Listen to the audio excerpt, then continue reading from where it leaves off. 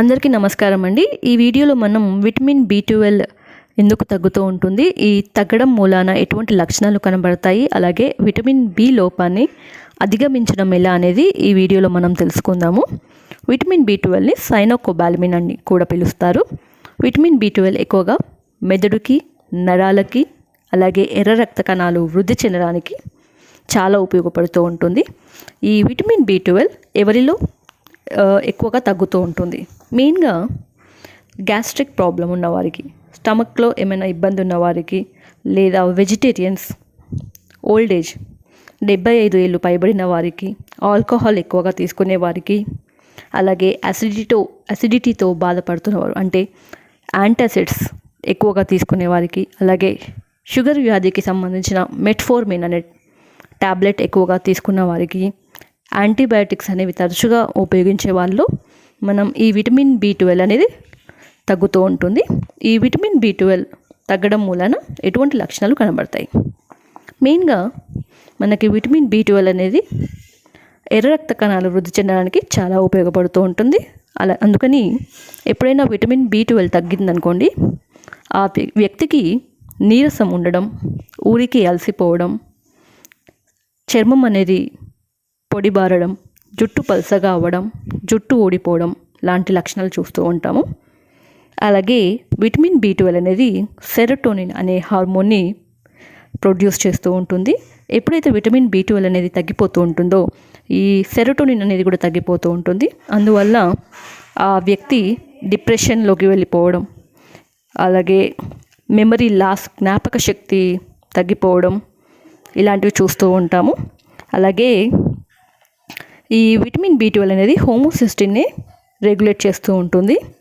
అందువల్ల ఈ homocysteine vitamin B12 తగ్గిపోయినట్లయితే homocysteine కూడా మనకి తగ్గిపోతూ ఉంటుంది. దీనివల్ల గుండెకి సంబంధిత వ్యాధి అనేది కూడా వచ్చే ఛాన్సెస్ ఎక్కువగా ఉన్నాయి. అలాగే నరాలకి కూడా ఎఫెక్ట్ అవుతూ ఉంటుంది. విటమిన్ B12 తగ్గడం మూలాన ఆ సంబంధిత వ్యక్తికి కాళ్ళు చేతులు వణకడం, తిమ్మిర్లు రావడం, నడక అదుపులో ఉండకపోవడం, కంటి చూపు తగ్గడం చూస్తూ ఉంటాము. అలాగే మనకి నాలుక కూడా పగిలినట్టు ఉండడం, పేదాలు పగిలినట్టు ఉండడం, నాలుక ఎర్రగా అవ్వడం చూస్తూ ఉంటాము. ఇవన్నీ మనకి విటమిన్ B12 తగ్గడం మూలన కనిపించే లక్షణాలు. ఒకవేళ ఈ లక్షణాలు కనబడినట్లయితే సంబంధిత డాక్టర్ అనేది కంప్లీట్ బ్లడ్ పిక్చర్ CBP అనే బ్లడ్ టెస్ట్ అనేది చేయించుకోమని అడ్వైస్ చేస్తూ ఉంటారు. విటమిన్ B12 లోపించడం వలన కంప్లీట్ బ్లడ్ పిక్చర్లో CBPలో MCV అంటే మీన్ కర్పస్కులర్ వాల్యూమ్ అనేది ఎక్కువ అయిపోతూ ఉంటుంది.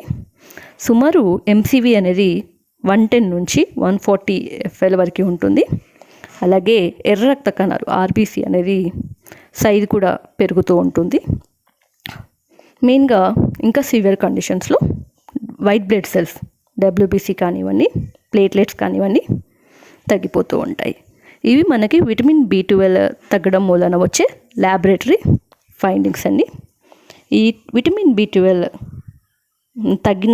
తగ్గినప్పుడు డాక్టర్స్ ఎటువంటి ట్రీట్మెంట్ చేస్తారు?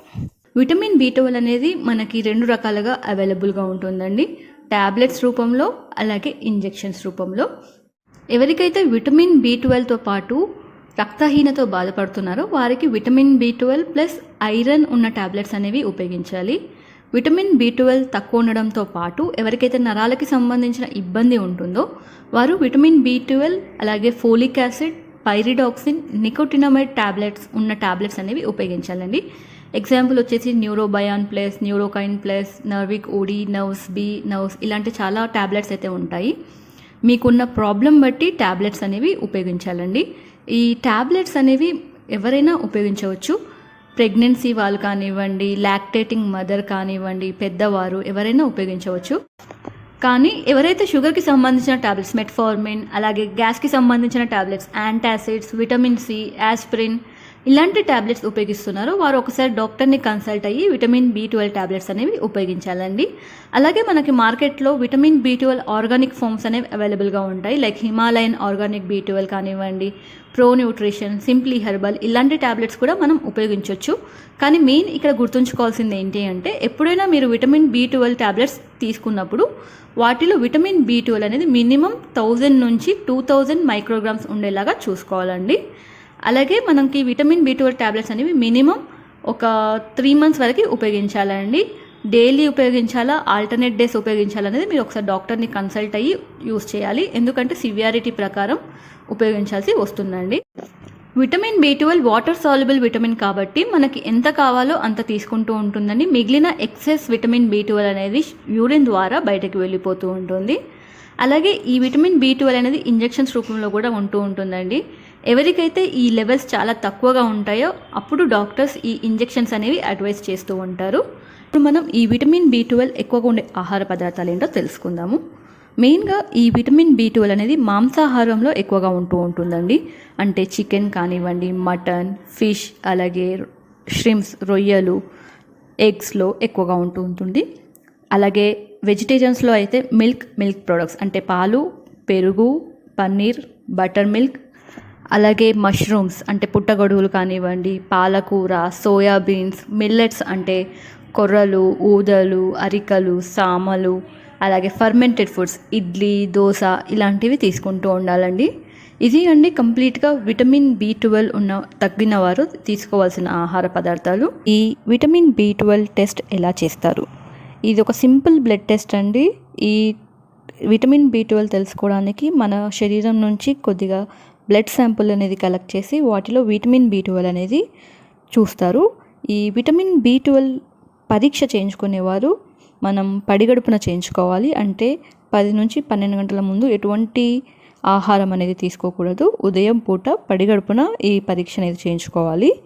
అలాగే ఈ విటమిన్ B12 రిజల్ట్స్ రావడానికి సుమారు 1 నుంచి 2 రోజుల సమయం పడుతూ ఉంటుంది. కాస్ట్ వచ్చేసి మనకి 800 నుంచి 1000 రూపాయల వరకు ఈ టెస్ట్ చేయించుకోవడానికి ఖర్చు అవుతూ ఉంటుందండి. ఇప్పుడు మనం వీటి వాల్యూస్ ఏంటో చూద్దామండి. నార్మల్గా విటమిన్ B12 అనేది 200 నుంచి 800 పికోగ్రామ్స్ పర్ mlలో ఉంటుందండి. ఎవరికైతే 150 నుంచి 200 ఉంటుందో వారికి బార్డర్ లైన్ అంటాము. 150 కన్నా తక్కువ ఉన్న వారికి విటమిన్ B12 లో ఉంది, విటమిన్ B12 తక్కువ ఉంది అని మనం తెలుసుకోవాలండి. లో విటమిన్ B12 అనేది ఎక్కువగా స్టమక్కి సంబంధించిన సర్జరీ అయిన వారికి, లేదా ఏదైనా పారాసైటిక్ ఇన్ఫెక్షన్ ఉన్న వారికి, హైపర్ థైరాయిడిజంతో బాధపడే వారికి, అంటే థైరాయిడ్ లెవెల్స్ ఎక్కువగా ఉన్న వారికి లో విటమిన్ B12 అనేది చూస్తూ ఉంటాము.